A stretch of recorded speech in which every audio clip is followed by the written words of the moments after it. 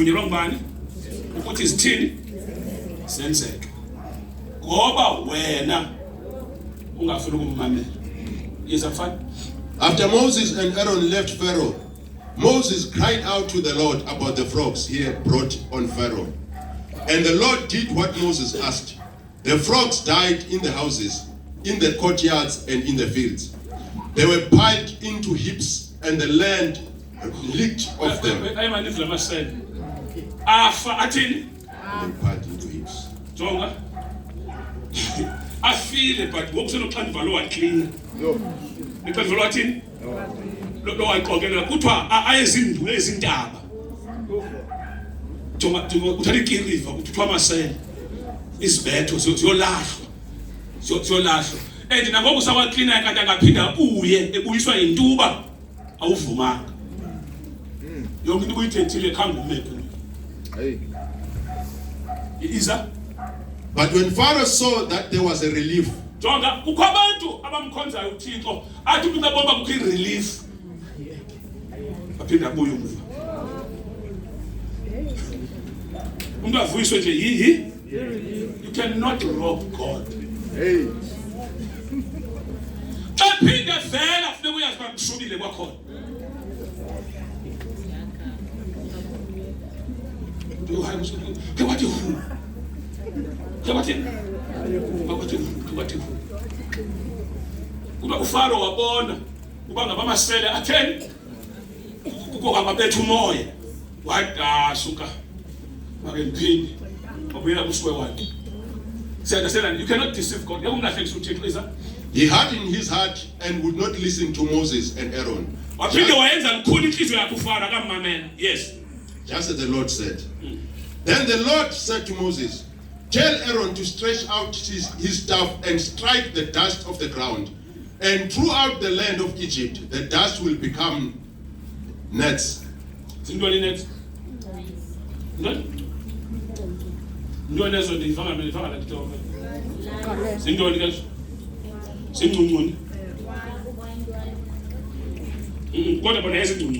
Iti any version, Bishop. Lies. Okay, but ngoba nabantu abakhule ngela xesha lentwana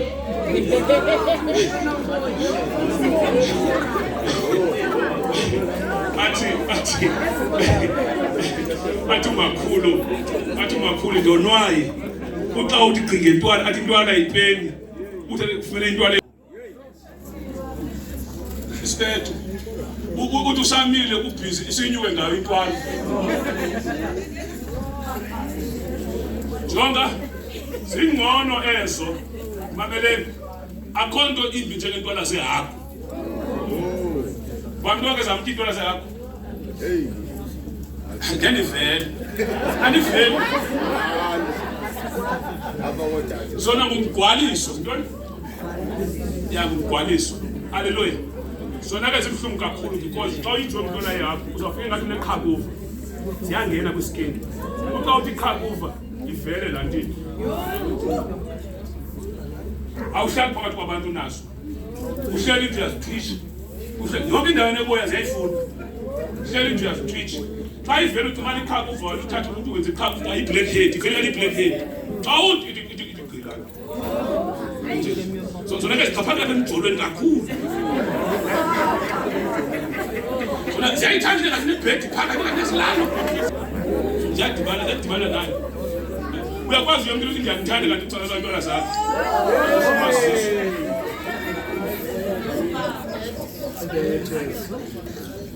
siyaunderstandane so wathi wababetha ngentwana but ke intwana zaye zaphela ne I remember ngibuza umama dala intwana ingathi zaphela nje because intwana nasezingubeni zazikhona kukhona encukuthi uthi ulela into ukuthi usozolala but ndabuza umama mama intwana kwenzekani uyazi wandiphendula ndaqonda chinda confidence uyamazi wathini wathi mntanami kwatshintshwa isephu yohlamba impahla kwafakwa ichefu esephini yoba xa uhlamba impahla intwana zikwazi ufa singakwazi ukwenza le thathi mna thathi ixhokozana mama wawufundile manje abantwana utheke zawukwazi into ba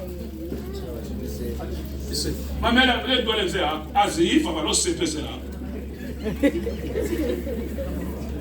yazi ba into engxaki empilweni yakho iba intoni abantu bazingayiva lasekho zona zingaphakathi uwe azikho ngaphandle zingumgqwaliso ngaphakathi xa uzikhupha funeka uzibulale ngaphakathi.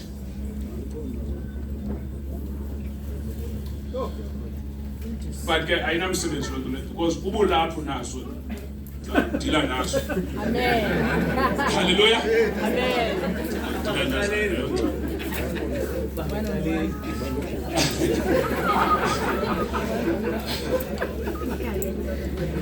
Because xa unentwana sehamba mameleni serious yeke uthandwe ngabantu nomgqwaliso cita noba ungumshumayeli ungumfundisi ubunomgqwaliso abantu abazokuthanda cha wenqeneka kwanesidima esibi abantu bakonqembe lesithinzi noba umuntu onomgqwaliso noba ungadibana naye apha ubone umuntu ohamba ngawuthatha inamba yakhe xa sewuthetha naye kuba into evalayo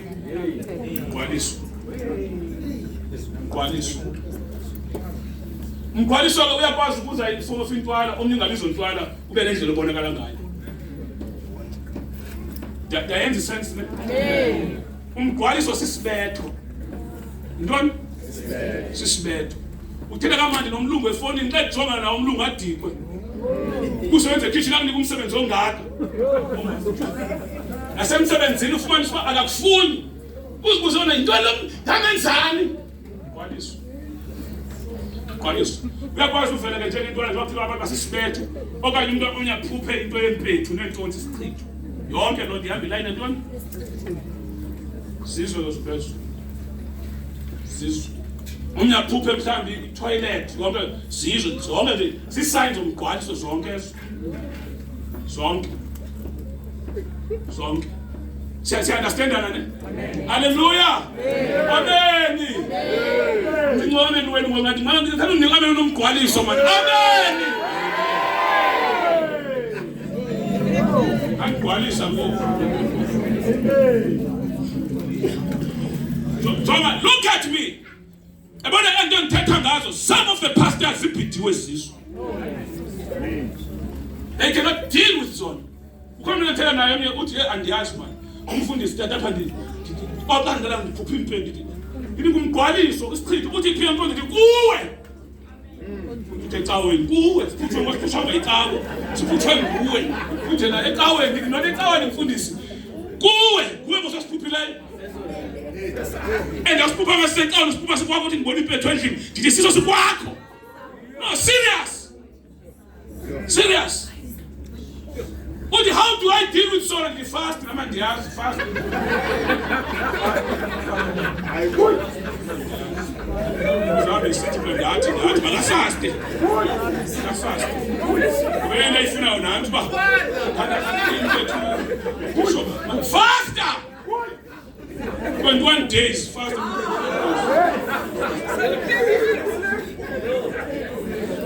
You call it that way. Hallelujah.